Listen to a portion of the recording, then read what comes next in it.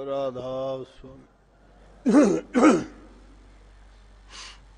राधा स्वामी दयाल की दया, राधा स्वामी सहाय, राधा स्वामी।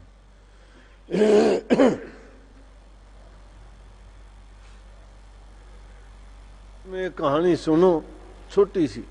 एक बाबा भारती नाम के महात्मा थे। तो उन महापुरुषों के पास एक बहुत अच्छा घोड़ा था। उस जमाने में घोड़ा रखते थे, जैसे आजकल तो कार रखते हैं, गाड़ियां रखते हैं, लेकिन उस जमाने में घोड़ा होता था। लोग घोड़ा रखते थे, साधु संत भी घोड़ा रखते थे। उनके पास एक बड़ा अच्छा घोड़ा था। तो वो एक डाकू था। डाकू ने सोचा कि इसके पास इतना अच्छा घोड़ा है, महात्मा के पास, इस घोड़े को अगर मैं चुरा लूं, इस घोड़े को मैं अगर चुरा लूं तो मेरा अच्छा काम होगा कि मैं जहां चाहूंगा बड़ी जल्दी से और बड़ा उससे अपने डाका डालना, चोरी करना, जहां कहीं भी जाऊंगा बहुत जल्दी पहुंच जाऊंगा। तो उसने ये किया, उस घोड़े को चोरी करने का प्रयास किया। हमेशा वो घोड़े को चोरी करने का प्रयास किया, लेकिन उसको नहीं चोर पाया। एक दिन उसने सोचा कि महात्मा को धोखा देके मैं इस घोड़े को चुरा लूं। उसने एक बूढ़े का भेष बनाया डाकू ने, और महात्मा जिस रास्ते से घोड़े पे चढ़ के गुजर रहे थे, तो उस रास्ते पे बूढ़ा बनके और उसने महात्मा से कहा कि मेरे से चला नहीं जाता। अब महात्मा दयालु होते हैं, उन्होंने बड़ी कृपा करी और कहने लगे, अच्छा भाई आ जाओ, घोड़े पर बैठा लेता हूं आपको, कहां जाना है। उसको घोड़े पे बैठाया, लेकिन वो तो डाकू था। डाकू, ठग, लुटेरे जो होते हैं उनको तो अपना मतलब निकालना होता है, उसको क्या जरूरत थी। उसने ऐसे ही झूठ बोल दिया और घोड़े पर बैठते ही महात्मा को धक्का दे के नीचे गिरा दिया। और थोड़ी दूरी पे जाके घोड़ा मोड़ के कहने लगा कि बाबा मैं डाकू हूं, जो आपका घोड़ा लेना चाहता था, आपसे कई बार मांगा लेकिन आपने नहीं दिया। चोरी करना चाहा, मैं नहीं इसको चोर सका, लेकिन आज मैंने धोखे से आपसे घोड़ा छीन लिया है और मैं अब लेके जा रहा हूं। महात्मा जी कहने लगे कि एक मिनट रुक। बोले कि हाँ। बाबा का नाम था बाबा भारती और डाकू का नाम था डाकू खड़ग सिंह। बोले खड़ग सिंह बात सुनो, घोड़ा ले जा कोई बात नहीं, लेकिन कभी किसी को ये नहीं कहना मैं ये घोड़ा धोखे से लेके आया हूं, कि उस महात्मा को इस तरह से धोखा दे के मैंने छीन लिया है।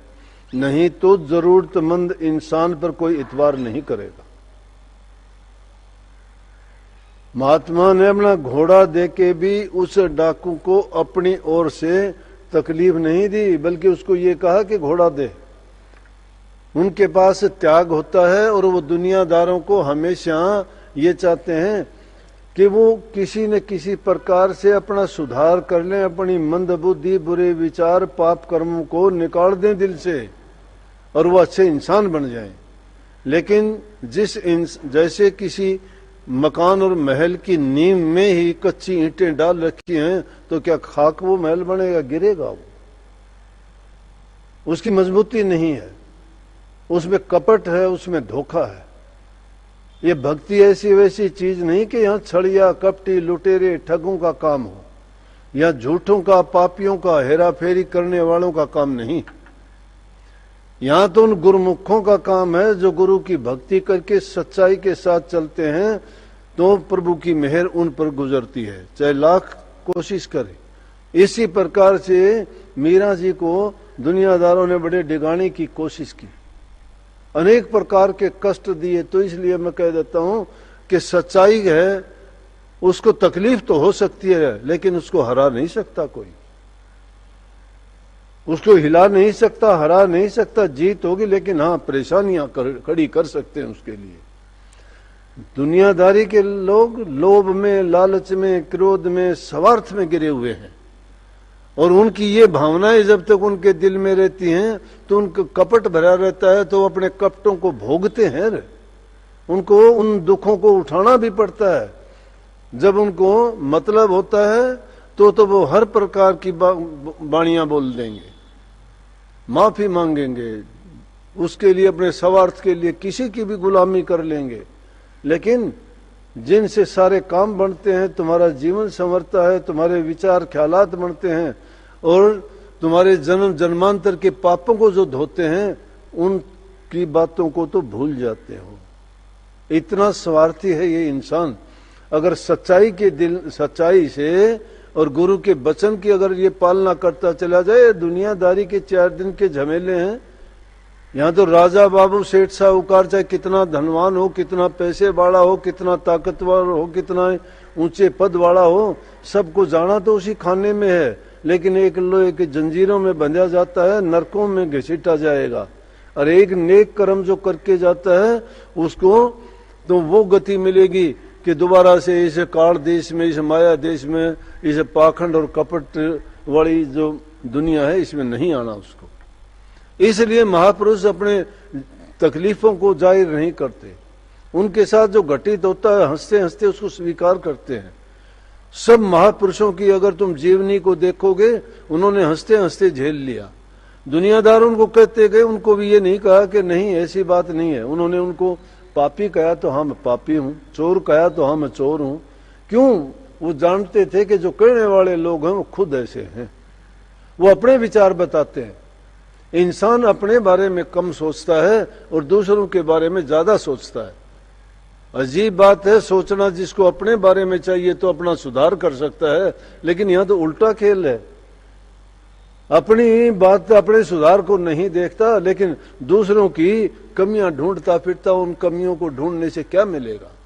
अरे संत सतगुरु तो कहते हैं तुम अपने जीवन को क्यों नहीं संवारते?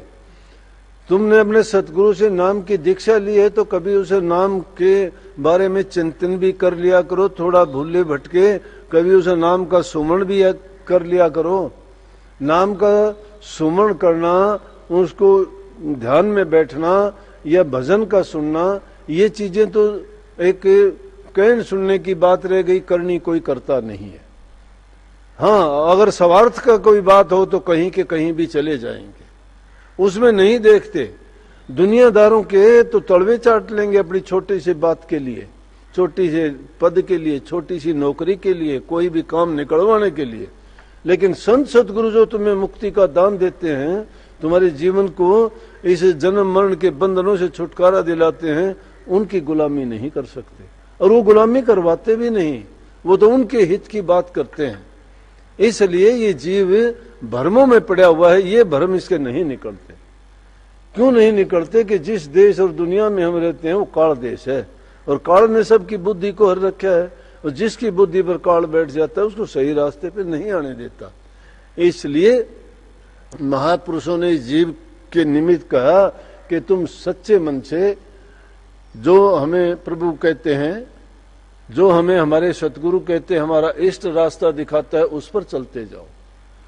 क्योंकि वो हमारे हित की बात सोचते हैं हमेशा।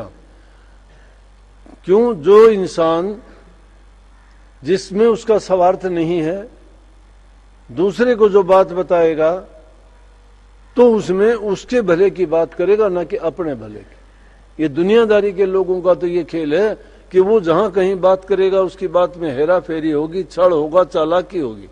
लेकिन जो आदमी निष्कपट है, जिसने सबका हित करना है, अगर वो किसी को कटु वचन भी कहता है तो उसके सुधार के लिए कहता है, उसके पाप कर्म को मिटाने के लिए कहता है, उसकी बुरी आदतों को छुटाने के लिए कहता है। उसने जो जिन बुराइयों से घिरा हुआ है उन पापों से धो डालना चाहता है।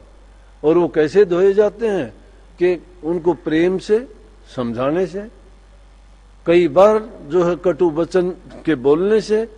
लेकिन गुरमुख को चाहिए, जो कबीर साहब ने बात कही कि उल्टे सीधे वचन का और शिष्य नहीं मानने दुख, कबीर संसार में सो कहिए गुरुमुख।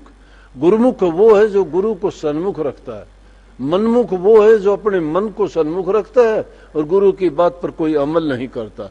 दिखावे के लिए, कहने के लिए हम गुरु भगत हैं, गुरु के सेवक हैं, सत्संग हम करते हैं, नाम भी हमने ले रखा है। सदियां बीत गई, किसी को 10 साल, किसी को 20 साल, किसी को 30 साल, लेकिन वो बिरह बैराग हमारे दिल में क्यों नहीं आया? बिरह बैराग जिन चीजों का लगा हुआ उनको तो है, उनका बैराग है, हमें बहुत है। बिरह बैराग जिन चीजों का लगा हुआ है उनके लिए हम करते हैं, रात दिन करते हैं। और हमारा हाल क्या है कि सत्संगीन से हेल मेल नहीं, दुनियादारों से रखता प्रीत, अरे मन नहीं आई प्रतीत। अगर ये प्रतीत इस चीज को आ जाती, इस बात को समझ जाता, तो इन भ्रमों से, इन भ्रांतियों से निकल के अपने जीवन को सफल कर लेता। जिंदगी तो सब कोई जीते हैं, लेकिन वो जीवन क्या है? चाहे वो लाख वर्ष भी जिए, अगर प्रभु की भक्ति नहीं है, जिस घर में प्रभु की भक्ति नहीं है, संत मेहमान नहीं है, वो घर तो यूं समझो कि शमशान घाट के समान है। घर तो वही है जिसमें प्रभु की भक्ति है, संतों का आमन जान है, और वहां प्रेम, सच्चाई और गुरु की बातों की जहां चर्चा होती है, उस घर में कभी भी दुर्विचार, दुर्मति, ये चीजें नहीं ठहर सकती। इसलिए सच्चे मन से अपने गुरु की बात को याद रख के कि गुरु हमसे क्या चाहता है, गुरु हमसे क्यों चाहता है ऐसा। वो इसलिए चाहते हैं, और उनका तो अपना हित नहीं है, वो तो दुनियादारों की भलाई के लिए, उनके हित के लिए, उनके जीवन के संभालने के लिए ये चोला धर के आते हैं और संसार के जीवों को रास्ता दिखाते हैं, उनको पाप कर्मों से निकाल के प्रभु की ओर उनको लगा के, और उनको इसी जीवन में मुक्ति का दान दिलाते हैं। और जो उनके सिर पाप का भार होता है उसको इसी जीवन में नाम की कमाई करके उज्जवल और पवित्र करके, जो मैंने कही थी कबीर साहब की तरह से, अपनी चदरिया को साफ करके यूं की त्यों जाके संभलवा देते हैं। ये जीव उस मालिक के घर से जब आया था, ये उन्हीं का रूप था, उसी के गुण उसमें थे, लेकिन यहां आने के बाद में ये उसमें फंस गया, और उनमें फंसने के बाद में इसको भूल पड़ गई। भूल पड़ने के बाद में इसको याद ही नहीं रहा कि मैं क्यों आया था, क्या करना था, क्यों आए थे, क्या करना था। ये भी बात विचारी है, ये विचार कभी नहीं करते। अगर ये विचार हमारा हो जाए और ये बात हम समझ जाएं तो सारा देश ही पार उतर जाएगा। लेकिन यहाँ बोलबाला है झूठ का, कपट का, बेईमानी का, हेरा फेरी का, सीना झपटी का, लुका छिपी का, दूसरों की निंदा करने का, ईर्ष्या करने का, बुराई करने का, ये जिसमें हमें कोई फायदा ही नहीं है। किसी चीज में, इन चीजों में किसी को फायदा हुआ हो तो बताओ। जिनने चोरी कचोरी की तो किसी की संतान बिगड़ गई, किसी का खुद का जीवन बर्बाद हो गया और उनको अपना भोग भोगना पड़ा। अगर किसी ने दूसरे की बुराई करी तो उसकी बुराई वैसे ही होगी। ये कुदरत का खेल है, जो दूसरे को तुम करना चाहते हो तुम्हें भोगना पड़ेगा। जो दूसरे के लिए खाई खोदता है उसके लिए कुआं खोदेगा। कुदरत का नियम है कि तुम जो करते हो वैसा पाओगे, क्योंकि कर्म का फल कभी व्यर्था नहीं जाता। तो कर्म जरूरी है, कर्म जैसा करोगे वैसा फल मिलेगा। अब आदमी बोता तो चने है और सोच ले कि मैं मन के दाग काटूंगा, कहां से होंगे? ऐसा नहीं हो सकता। इसलिए अपने कर्म को बढ़ाओ, कर्म को सुधारो। जो नेक कर्म करेगा, सच्चाई के रास्ते पे चलेगा, परमात्मा उसका साथ देगा। झूठ कपट बेईमानी का अगर जीवन जीवो भीगे, हो सकता है थोड़े दिन के लिए सुख मिल जाए, लेकिन अंत में परिणाम तो उसका बुरा ही निकलेगा। तो इसलिए अच्छे काम करो।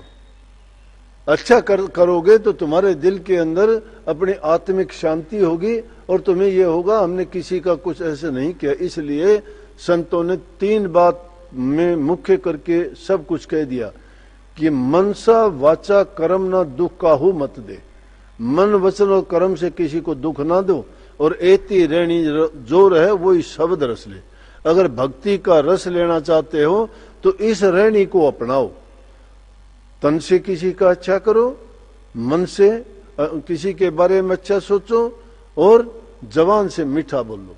जो इंसान इन तीनों चीजों का मन वचन और कर्म से जो नेक कर्म करेगा उसको कभी भी दुख कष्ट और नहीं होंगे। सबको बहुत बहुत आशीर्वाद। सतगुरु आपको शक्ति दे, भक्ति में आपके मन को लगाए और आपके जीवन को सफल बनाए। सबको पुनः फिर आशीर्वाद। राधा।